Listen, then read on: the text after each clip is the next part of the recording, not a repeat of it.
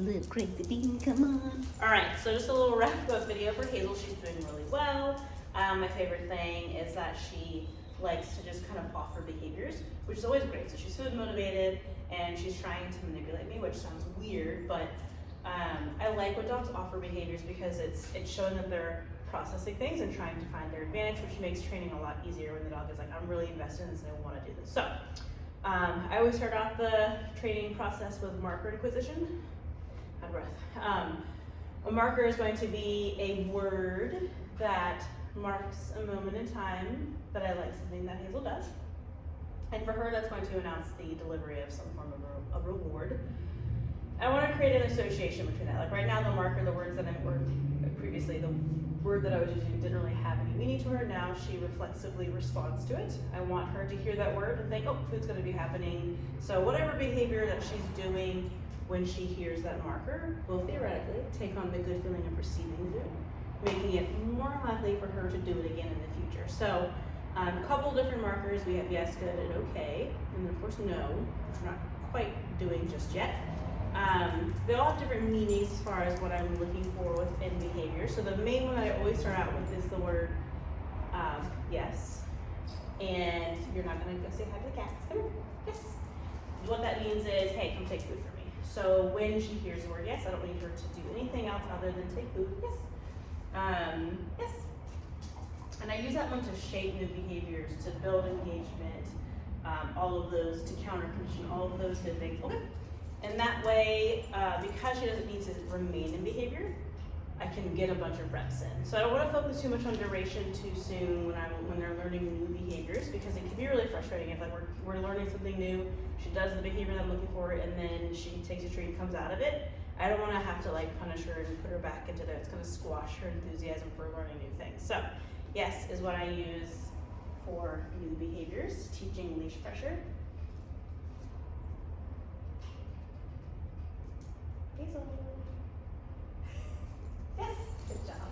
Which she is great at ignoring, right? She's already learned that if she resists pressure, typically she gets what she wants, right? She wants to go that way, she drags, and then she successfully gets to that point. So it's something she's learned to cope with and ignore.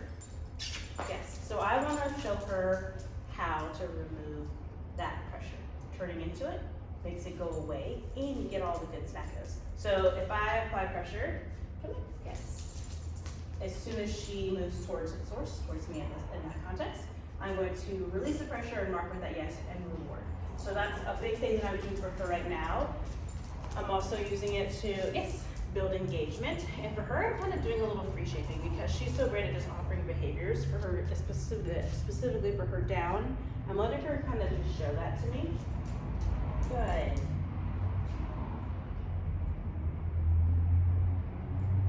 You're not going to do that, we're recording. Yeah, oh, done.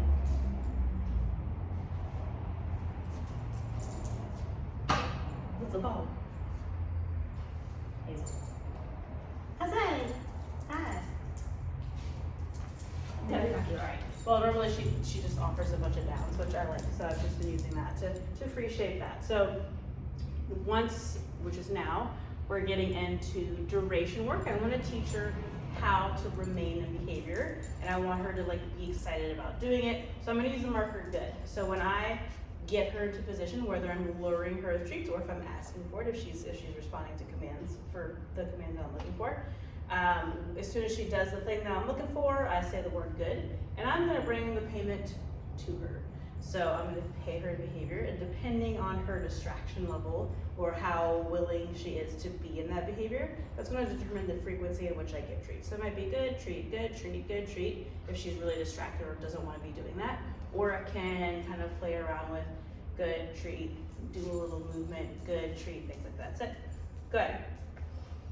So the word is announcing the food, not any of my movements. So you'll see me do a lot of like random things. Good. The only thing that brings on that food is that word. Getting her used to the concept of me moving, changing direction, disengaging. Nope. Good. And then I'm adding in rules, right? Nope. Sit. Good. So I withheld food. use leash pressure to put her back into behavior, good. And then when she finally figured it out, I just did the same thing a couple of times, good.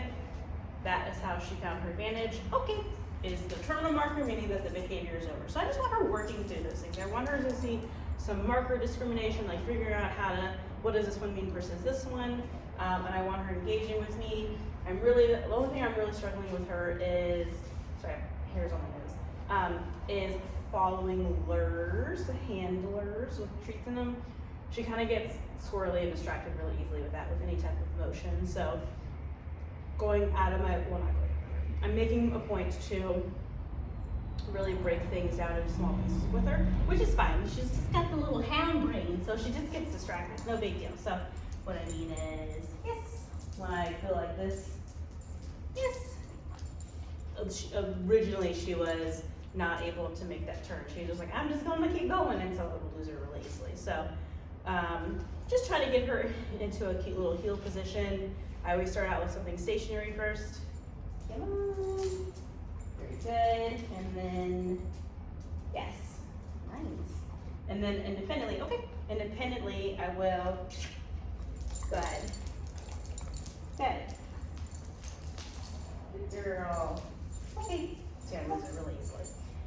We'll work on movement, and then we'll just combine those guys together. You'll see that I've had her on this lovely long line. That is just because sometimes her hound brain allows her to, yes, my hand, allows her to go sniff and wander off and just get really distracted. This is just here to kind of keep her with me a little bit. So if she gets to the end of the leash and she feels the tension and turns back towards me, I mark and pay that. But I also really want to help build name recognition, which will transfer into her recall. So I don't want to waste the come commands. I want it to, she just gets used to hearing her name sung and then comes over to me. So Hazel, yes. Very good. Okay. Hazel, yes. Good girl. And then what we'll be doing is she walks off. Go on, go get it. Out. Hazel, come. Yes. We'll just kind of start putting it into a behavior. But I want her showing me that behavior good. Okay. Before I waste it and have her not maybe pair the word with a different behavior altogether. I want to make sure that she is isolating this word equals this kind of behavior. Hi. What are you doing? Oh my gosh. Do it. Yes. Go with her. Yes. Good. So yes, I do a lot of weird dance moves. Good.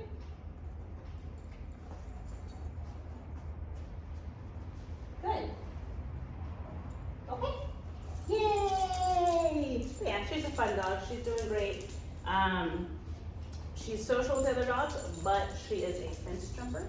So she goes out with basically a bodyguard, someone out there, her own personal slave to make sure that, or servant I should say, her own personal servant to make sure that she doesn't leave the yard. Not out of the whole building, but just the fences that are between each of the play groups. It's just, no one's out there with her. She's like, bye, weirdos, I'm gonna go do my own thing. Good. All right, if you have any questions, do not hesitate to reach out. I'm happy to answer those. Otherwise, she's a lovely creature.